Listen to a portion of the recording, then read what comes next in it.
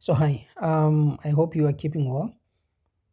So just before we start anything, there's a link on the description below where you can support the channel by going to buy me a coffee and buy me coffee there.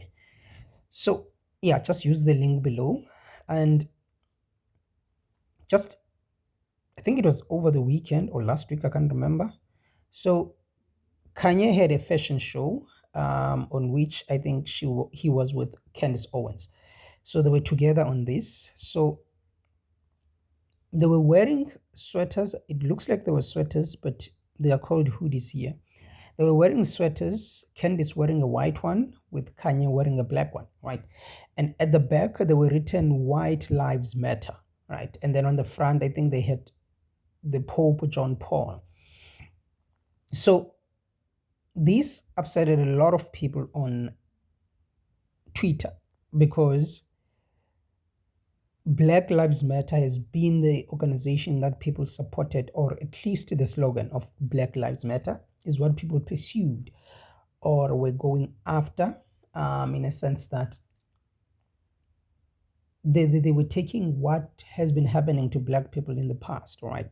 The mistreatment starting with slavery, then segregation in the US, maybe apartheid in South Africa, and yeah, just what was happening throughout the world against Black people, right? I mean, that's another topic for another day. So the organization then started marching in 2020, just before the elections, right? With George Floyd. I think it even started earlier than that, but I started catching up to it with George Floyd. And then after George Floyd, the organization started exploding, destroying or vandalizing property, burning buildings. I remember John Piper made a prayer in 2020 and uploaded it on YouTube, praying for his state or city or town, right? And the organization, after the election, it suddenly disappeared. No one ever heard or seen the Black Lives Matter after that. Since then, their leaders have been on news for scandals of stealing the money, right? So Kanye then took to Instagram and wrote this. Everyone knows that Black Lives Matter was a scam. Now it's over. You're welcome, right? So I think they are being they are intentionally provoking people, or at least provoking or drawing people's attention. I wouldn't say they're provoking people, but they're drawing people's attention to the fact that the organization was a scam, and look at it now, it's gone. It's nowhere to be found now. And the next time, I remember Candace was saying this on a show when he had one guy who was a supporter of Black Lives. And she said, the next time we're going to see the Black Lives Matter organization or just the marches, it's when we are having the next elections, which is in 2024. That's America's elections, right? So, yeah, but people were not happy on Twitter. They were not happy. There's this one quote, I don't know, it's a picture, but it was shared on Twitter. I don't know where it's coming from, but it looks like a comment from somewhere. It says, "We don't need a reminder of the worth of white lives, America is a shrine to the worth of white people. This message is reactionary to a message affirming the worth of Black lives, which have never been worth anything in America. In its intent, it's a white supremacist notion because it posits that we can't have a conversation about the worth of Black people without having a conversation about the worth of white people, which is insane. The notion that it always has to be about white people in America is incredibly frustrating, emotionally draining, and the whole problem. But here is Kanye apparently catering that notion. So that's one person. And then there was another one where they were also not happy because this is just making them very, very angry, or at least upset. So it says, when you see the scale of the hatred evoked by Kanye West wearing a White Lives Matter shirt, you understand that white lives means nothing to a lot of people. If you want to survive, we have to start taking our own side, right? And I'm just reading those two, but there's quite a lot of people who are not happy. Daily Wire wrote an article under this.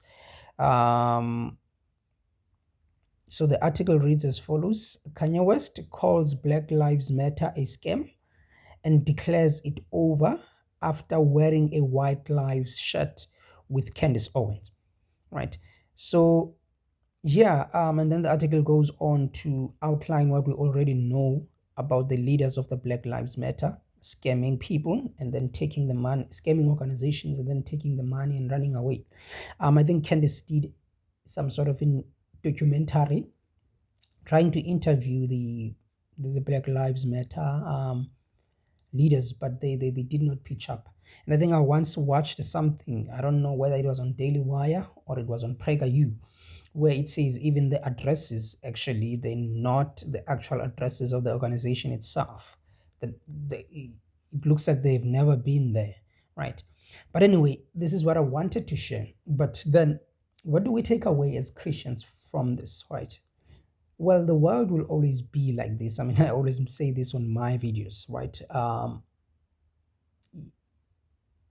There's this tension. There's this tension between those who are for Black Lives Matter organization and those who are against. Now, taking away whether or not Black Lives Matter, I think we would all agree on that they do matter, right? So taking away that, right, there's this conflict between these two people, right? And this conflict can only be solved by us Christians not taking side, but rather giving gospel to everyone. Because on both sides, there are those who need Christ, while on both sides, there are those who are also Christians. And it's possible for someone to be in deception, right? And it's also possible for someone to have the necessary discernment in these cases to see that these are just politics of the world that result in people fighting over things that are not important, because people actually attack each other because of these things. And as Christians, we have to always give the gospel to people, because both people on both ends need to understand that what matters most is the relationship with Christ. And the moment we have a relationship with Christ and we find our identity in Christ, then we will no longer have to argue about whether or not a specific group's lives matter than the lives of another group, or they matter as well at the same level of that. We will know that, knowing that Christ died for us all. And since Christ died for us all, he removes the barriers or the dividing lines between all the races and all the ethnicities. And we are now all equal in Christ. Thank you for watching the video. If you like this video, then click the like button. If you like the content on this channel, then hit the subscribe button. I would really love to have you here, having to subscribe to the channel. And if you think of supporting this channel because maybe you want us to improve the sound of the videos, then, or maybe you don't like the quality of the videos, or maybe there's just something else that you don't like about the videos themselves, and you would like us to improve the quality, and there's a place to do that right in the section, in the description section.